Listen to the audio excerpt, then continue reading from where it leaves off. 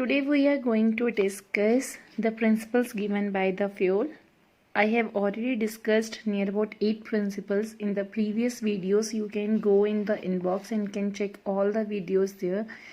And now we are going to discuss the further principles given by the fuel.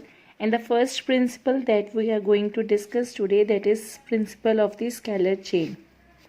अब basically scalar chain के नाम से समझ आ रहा है कुछ ऐसा होगा. तो what is scalar chain? Scalar chain is the chain of the authority. Suppose there is a boss A, ठीक है, and he has 2 levels of authority under him or her, जो भी है. तो हम यहाँ पे ले लेंगे B, C, D, then here E, then F, then G. Clear?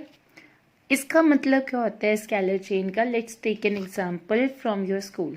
अगर हम बात करते हैं, अगर हमें कभी प्रिंसिपल से कभी बात करनी हो, किसी स्टूडेंट ने कोई मैटर डिस्कस करना हो, तो वो कभी भी डायरेक्टली प्रिंसिपल के पास अलाउ नहीं किया जाता. पहले हम अपनी क्लास टीचर के पास जाते हैं, देन क्लास टीचर कोऑर्डिनेटर के पास जाती है, कोऑर्डिनेटर वाइस प्रिंसिपल के पास जाती है, and then vice principal principal तक वो मैटर क्या करती है, पहुंचाती है. क्लियर? लेकिन अगर कभी इमरजेंसी हो तो हमें अलाउ कर दिया जाता है कि if there is emergency we don't want to discuss with the others, तो हमें अलाउ कर दिया जाता है कि हम डायरेक्ट प्रिंसिपल से बात कर सकते हैं, वो भी हम डिस्कस करेंगे. अच्छा, ऐसा क्यों होता है कि पहले बच्चा जाके मतलब कि प्रिंसिपल से डायरेक्ट बात नहीं कर सकता, उसे टीचर से बात करनी है, टीचर ने कोऑर्डिनेटर से बात करनी है, कोऑर्डिनेटर ने वाइस प्रिंसिपल से बात करनी है? ऐसा क्यों? लेवल्स क्यों रखे गए हैं एंड क्यों हमने उन लेवल्स को फॉलो करना है, क्यों हमने उनसे बात करनी है? Because everyone should know the matter. And ये देखिए कि अगर नीचे वाले लेवल तक ही उसे क्या किया जा सकता है कि मतलब कि अगर हम उस मैटर को संभाल सकते हैं, then that person can also handle that matter. And कभी भी डायरेक्ट कम्युनिकेशन अलाउ नहीं किया जाएगा. हाँ, अगर इमरजेंसी आई तो इमरजेंसी की सिचुएशन में, इन केस ऑफ इमरजेंसी, हम क्या करेंगे? डायरेक्ट कॉन्टेक्ट को अलाउ करेंगे. There will be direct contact.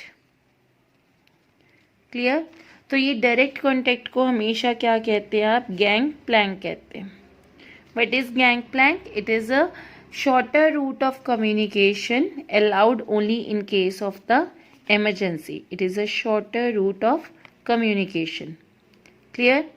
अब बेसिकली क्या है कि हर कंपनी में हम ये मानते हैं कि जो कम्युनिकेशन होनी है वो फॉर्मल होनी चाहिए. यानी एक छोटे लेवल से हाईएस्ट लेवल तक अगर बात हो रही है तो they should follow a chain of the authority.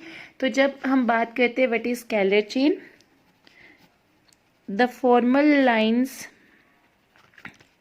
Of authority, the formal lines of authority from highest to lowest level are known as a scalar chain. Done? And Fayol के accordingly हर company के अंदर एक chain of authority and communication होनी चाहिए, and that chain should be followed by the managers and the subordinates. Managers and subordinates ने उस chain को फॉलो करना है, एंड नॉर्मली इस चेन को वायलेट नहीं करना है, हमने तोड़ना नहीं है. Everyone should know the matter, और वो ये देख सके कि क्या इसे वहाँ तक लेके जाना ज़रूरी है या नहीं है. हाँ, लेके अगर फिर भी पहुंचाना है मैटर, बट स्टिल हर बंदे को उस मैटर की नॉलेज होनी चाहिए.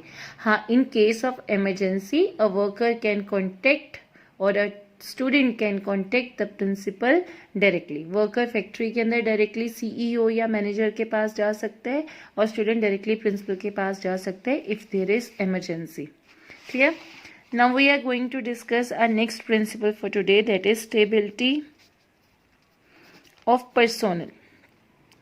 What is stability of personnel? मतलब अगर हम कभी अपनी कंपनी में किसी पर्सन को हायर करते हैं तो हमें उसको मिनिमम टाइम पीरियड के लिए रखना ही पड़ेगा.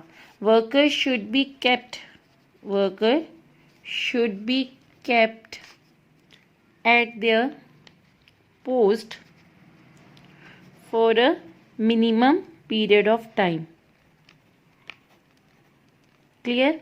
अगर हम अपनी कंपनी में अपनी एफिशिएंसी को इंक्रीज करना चाहते हैं, क्योंकि जब वर्कर्स के अंदर डर होता है ना कि अगर उनकी जॉब चली गई तो क्या होगा, ठीक है, तो मतलब कि अगर हम कंपनी हमें जॉब सिक्योरिटी नहीं दे रही है, तो अगर हमारी जॉब सिक्योर्स नहीं है तो क्या होगा अगर हमें कंपनी से निकाल दिया जाएगा, तो वो उसी टेंशन में रहेगा। जब उसी टेंशन में रहेगा, ही और she may not be able to work according to their full capacity. तो जब हम बात करते हैं we want to increase the efficiency of the workers, कि वो अपना बेस्ट दे, तो उनके मन से एक डर को निकालना पड़ेगा कि उन्हें मतलब कि हमने क्या करना है, इतने टाइम पीरियड के लिए कंपनी के अंदर रखना ही रखना है।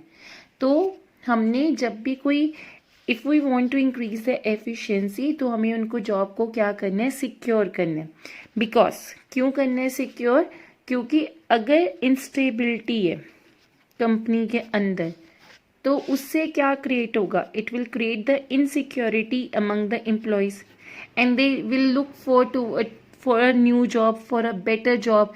तो वो क्या करेंगे, they will tend to leave organization, वो कंपनी को छोड़ने का सोचेंगे। क्लियर।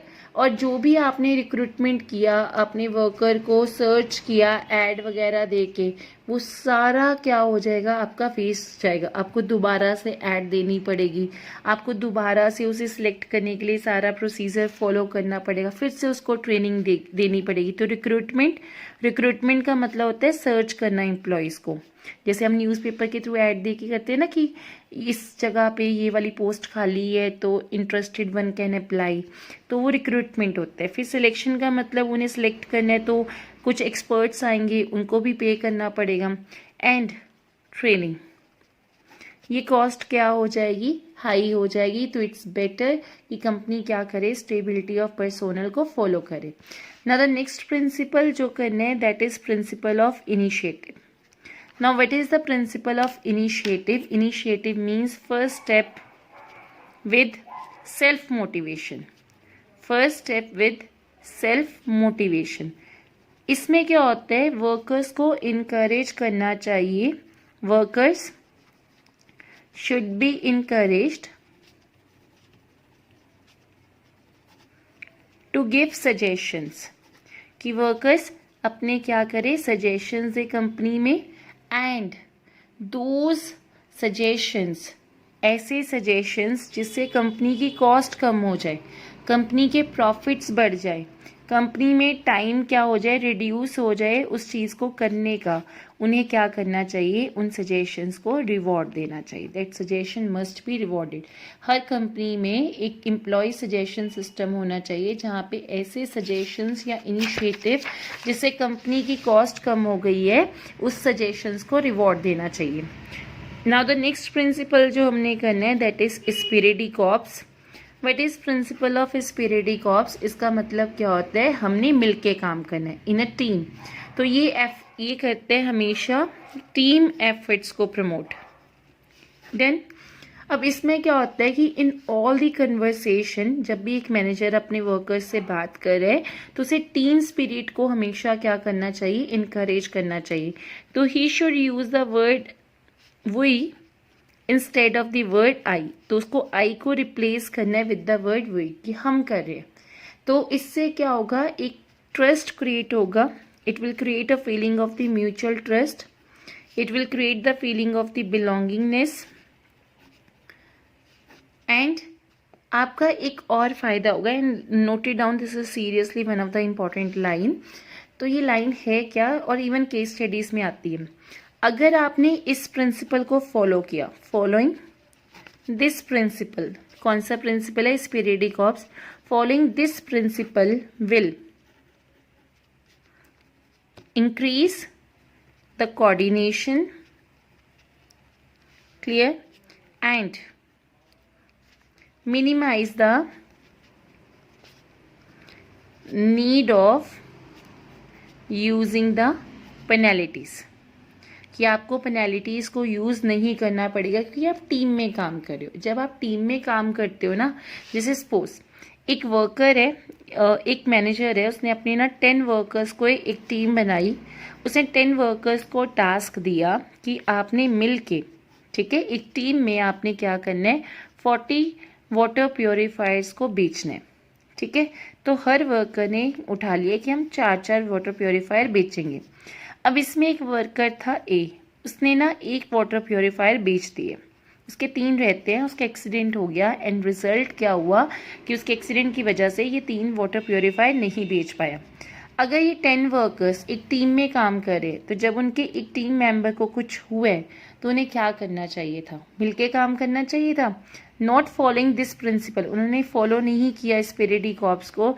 रिजल्ट क्या हुआ कि उनके टास्क अचीव नहीं हुआ। There was loss of coordination, there was loss of the reward जो उन्हें मिल सकता था जब टीम टारगेट को पूरा करती। उन्होंने सोचा ये इसका काम था, इसका काम हम क्यों करें, ये गलत है। इवन अगर टास्क कंप्लीट नहीं करोगे सैलरी डिडक्शन भी मिलेगा, वो सबको मिलना था क्योंकि टीम में काम करना था।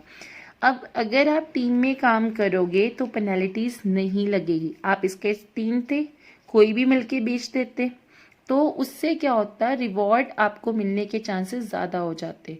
तो अगर हम स्पिरिडी कॉर्प्स की बात करते हैं तो what is principle of esprit de corps? It means the according to this principle कि हमें जब भी मैनेजमेंट ने काम करना है तो मैनेजमेंट ने हमेशा वर्कर्स के अंदर, एम्प्लॉयज़ के अंदर टीम स्पिरिट को इनकरेज करना है।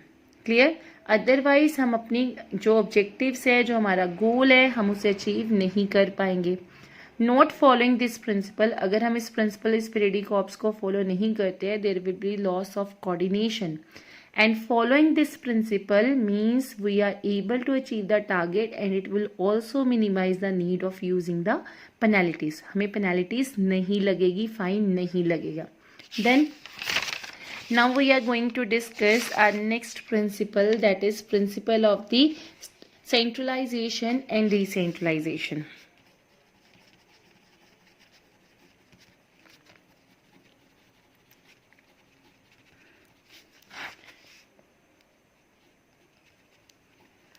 What is principle of centralization and decentralization? And note it down कि ये जो प्रिंसिपल है सेंट्रलाइजेशन और डिसेंट्रलाइजेशन का, इसका लिंक होता है डिसीजन मेकिंग पावर के साथ। क्लियर? अगर decision making power in few hands है तो इसका मतलब वो क्या हो रही है, सेंट्रलाइजेशन। और अगर इसे डिस्पर्स कर दिया गया है अमंग वेरियस लेवल्स, अलग अलग लेवल्स में डिस्पर्स कर दिया तो उसका मतलब क्या है, ये डिसेंट्रलाइजेशन है। क्लियर? अब सेंट्रलाइजेशन में क्या होता है या डिसेंट्रलाइजेशन में क्या होता है, जो छोटी छोटी कंपनीज होती है ना, स्मॉल कंपनीज, वो नॉर्मली कौन सा प्रिंसिपल फॉलो करती है, that is principle of centralization. यानी जो कंपनी का ऑनर होता है, अब 10 बंदे तो काम करे अंडर, तो वो सारे डिसीजन वो अकेला बंदा ही लेता है। That means company is following the principle of centralisation.